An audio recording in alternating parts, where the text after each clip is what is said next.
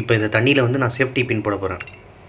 முழுகிடுச்சு. Because safety பின்னோட density வந்து அதிகம் தண்ணியை காட்டிலும். அதாவது சேஃப்டி பின் வந்து தண்ணியோட கடினமானது, அதனால் முழுகிடுச்சு. இப்போ என்ன பண்ண போகிறேன், டிஷ்யூ பேப்பரில் வந்து இந்த பின்னை வச்சுட்டு அப்படியே இந்த டிஷ்யூ பேப்பரை வந்து இது மேலே வைக்க போகிறேன்.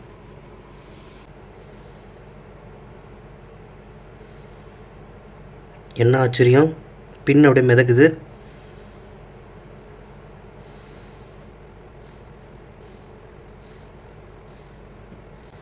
பேப்பர் மட்டும் கீழே முழுகிச்சு, பின் அப்படியே மிதக்குது.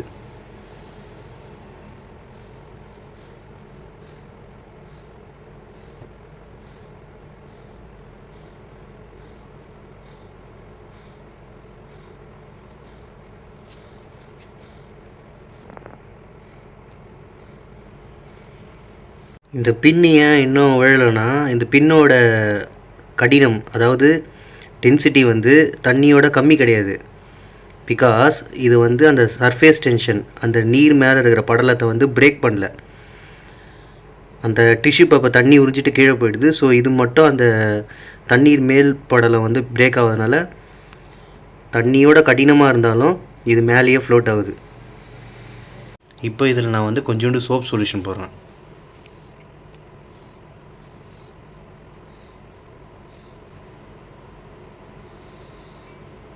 பின்னு கீழே விழுந்துடுச்சு.